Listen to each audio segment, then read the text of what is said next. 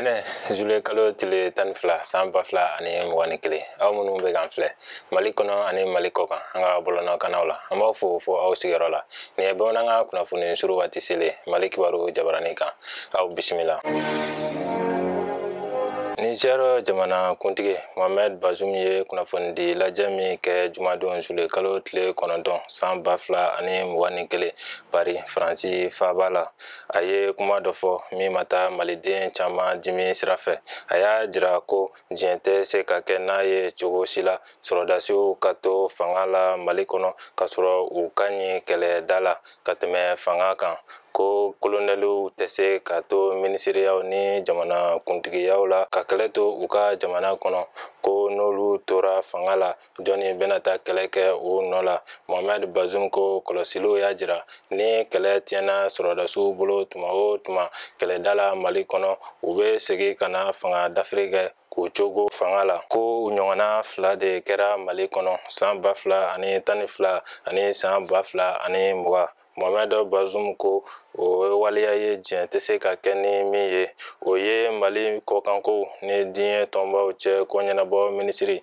Abdoulaye Diop bila ka jaabili kɛ Niger lasigiden min bɛ Mali kɔnɔ n'o ye Mamadu Mumuni ye a y'o wele ɲɔgɔn ye la ka nisɔngoja jira o la u ka jamana kuntigi ka laseli jugu in kun kan a ka fɔ la Mali gouvernement tun ma sigi n'a ye ko Niger jamana kuntigi bɛ sɔn ka nin kuma fɔ Mali ma a ko kuma in ma bɛn maliden caman ma o de kosɔn an y'a an ka nisɔngoya jira a la a ko Mohamed Bazoum k'a dɔn ko jɛɲɔgɔnya ani sigiɲɔgɔnya min bɛ jamana fila ni ɲɔgɔn cɛ o tɛ bilako ye n'a ma ɲini k'o sinsin ka taa fɛ a man kan tɛ ka kɛ o teriya burujuba ye minisiri Abdoulaye Diop y'a jira ko ni gɛlɛya bɛ Mali kɔnɔ sigiɲɔgɔnya kosɔn a ka kan ka kɛ Niger fana ka haminako ye ka jɛ k'u bolo di ɲɔgɔn ma walasa ka kojugubakɛlaw kɛlɛ.